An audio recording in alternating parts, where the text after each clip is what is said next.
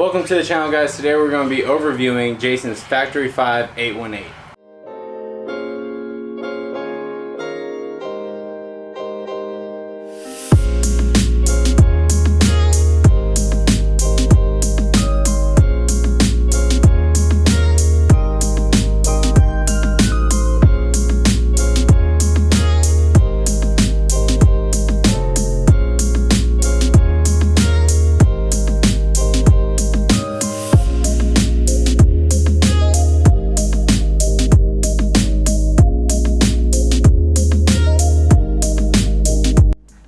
Back, guys. So today we're going to be looking at, as I said earlier, Jason's Factory 5 818.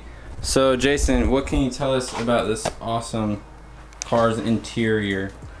So ended up going with some NRG seats. Didn't really want to spend the money on something super fancy when it'll probably just get changed out anyways, like everything else in this car.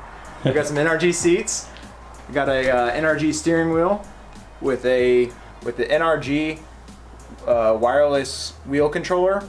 Basically allows me to operate like the turn signals and hazards and turn on high-low boost and stuff like that. We also have a completely custom switch panel that I designed myself. Basically controls everything in the car. And then we have a K-tuned billet aluminum shifter. It's actually used for a RSX, if I remember correctly. And for cooling, we're running a Davies Craig electric water pump setup.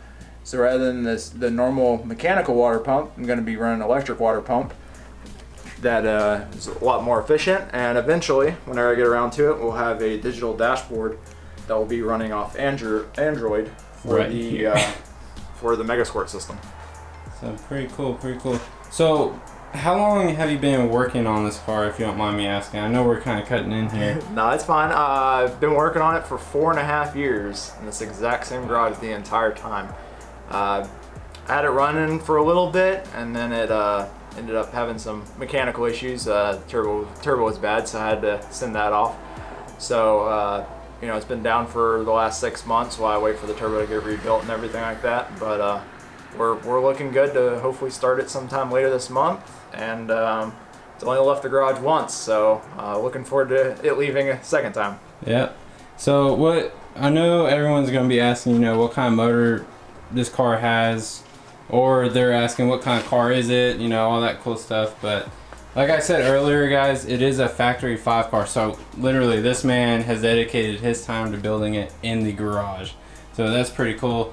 If you can you go ahead and tell us about the motor? Let us know what we have in here. All right, and what we're looking at. Yeah, not a problem. So the car runs. It's a Subaru based car, kit car. They send you the frame, the body panels, some aluminum panels, and miscellaneous accessories, and then you take a 2002 to 2007 WRX, tear it apart, use all the stuff from it, and build this wonderful car. So it runs off of a EJ series motor out of the Subaru WRX or an STI.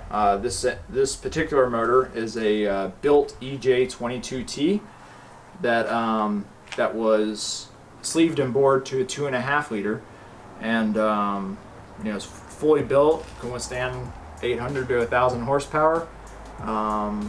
Still running the basic Subaru 5-speed transmission off of it. Running, as some people will probably know, they are kind of weak. So we are running some more blast plates along with PPG straight cut gears and a Cusco limited slip differential. It's pretty awesome. So hopefully it holds together. And your exhaust, what can you tell me about this exhaust? This thing looks stellar. So the turbo is an FP black, so it's good for about 500-600 wheel horsepower. So I had the external wastegate welded into the exhaust, and then just had to basically custom go about it. No one really makes exhaust for these, so that's pretty cool. And suspension. So suspension, they use it's all provided by Factory 5. They're Coney coilovers. Okay. And then all the other stuff, it uses the Subaru uprights and the Subaru hubs. You have to custom design the axles because, as you can tell, It's using the front. It's using the front differential, the front drive part of the Subaru transmission to actually drive the rear wheels. No, so you have to take the inside CV joint off of the front axles, the outside CV joint off the rear axles, and then use a custom drive shaft sent to you by Factory 5 to actually design your own axles that work. And then the center differential is removed, so there is no rear wheel drive from the transmission. So the front wheel drive portion of the transmission drives the rear wheels. So you get a mid-engine rear wheel drive car. That is pretty crazy.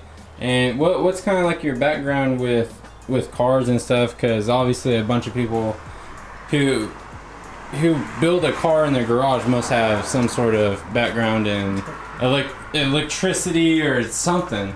I mean, so don't really have any like fancy background at all. Started out, first car I ever modified was a 2005 Ford Focus ST, not the turbo one, the crappy American one.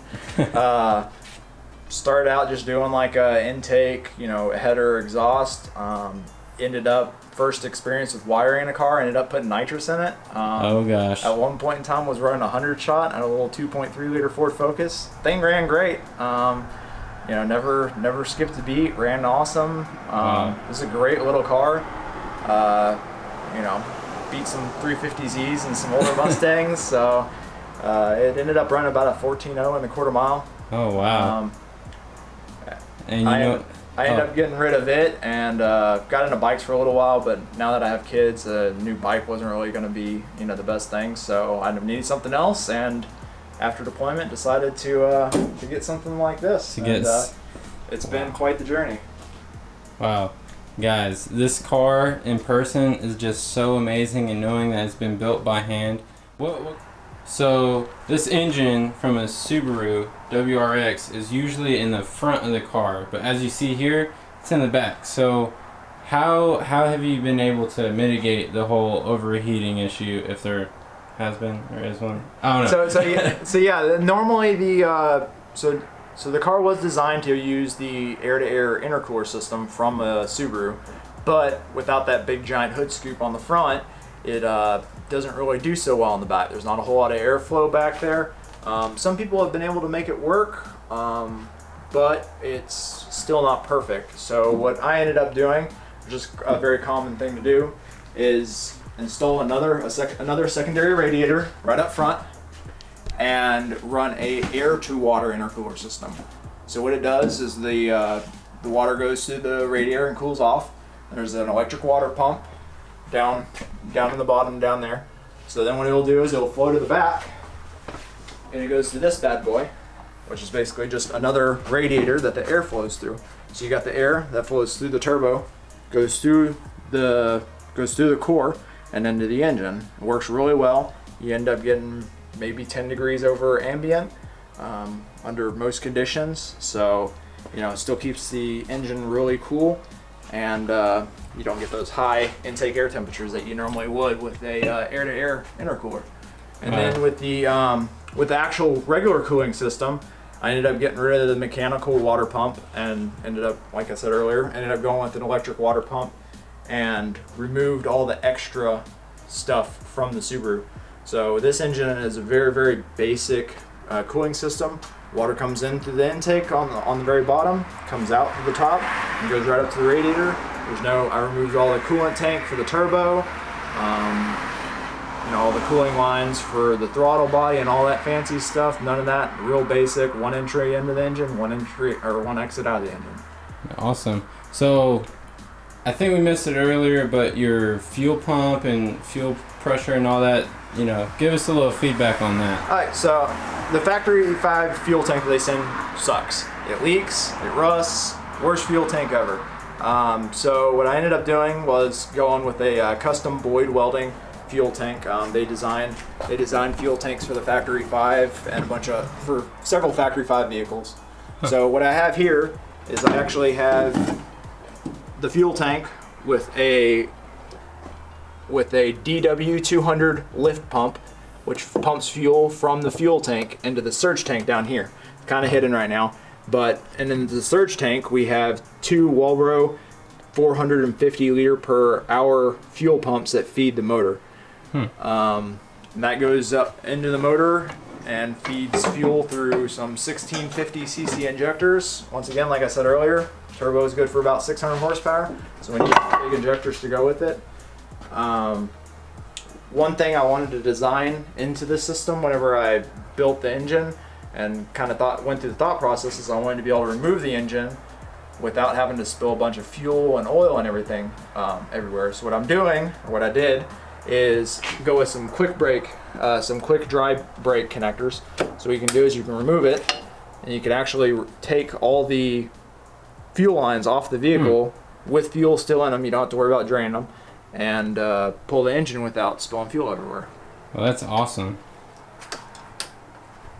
Wow. Look at that. And it's easy to take off and put back on. Yep, super easy. And you know, I just have these lines. These two lines are the return from the engine, and there's another line down here which is the feed to the engine. All three of those have the quick brakes. Disconnect them, pull the motor out. Not a single drop of fuel spilled. Wow.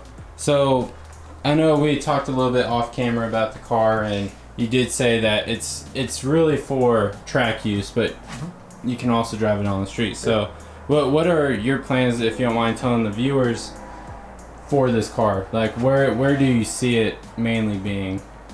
So it's definitely not, you know, a daily driver at all. This car has a very, very firm suspension. You know, the seats aren't the greatest. There's no top, so you're open to the elements. So I do plan on driving it to meets and, you know, driving it to work every once in a while whenever, you know, the weather's really nice and I just feel like driving it. But it mainly will, you know, it's a track focused, you know, car. It will be street legal in Texas and doing all the lights and windshield wipers eventually and all that other stuff that you need in order to have a street legal car in Texas, but it will mainly be used for track use. That's awesome. And like I said, guys, this man has literally built this car in his garage for 4.5 years between deployments. So that's awesome. And there will definitely be more about the car on his wheel well page, which will be linked down below in the description. Alright guys, before we cut out, I do have a question. What are these? Why do they look so meaty on this car? Alright, so for rims and tires, I ended up going with the XXR 530s for street use. So in the front, we have a 17x7 running a 215x45 tire, and in the rear we have a 18 by 8.75 running a 255/35 tire in the rear. So they do use a staggered offset because of the because there's so much weight in the rear and it's so light up front. You want to run a skinnier tire up there, that way you don't have oversteer all the time. You know, you want the car to be neutral. So so that's why the different offset. One thing I did notice just this last weekend though is that the rear tires will actually fit on the front without any clearance issues. So in the very near future, I plan on moving the rear tires to the front, and I'm going to get some 18 by 9.75 inch wheels and run some 285 or 295 series rear tires to, you know, just help put that extra horsepower to the ground. And then eventually for track use, I'll be getting some track wheels and tires. Probably gonna go with some Hoosier R7 or A7 slicks. You know, just want to be able to run as fast as I can around the track. Well, definitely, because that is the purpose of the build, isn't it? Yep. That's awesome. So I just want to say thank you again for being on the channel, showing off your car. We do have a couple other videos planned for you guys. Hopefully get a wing install video going. But yeah, until then guys, thanks for watching, and I'll see you guys next week for the next video. Go.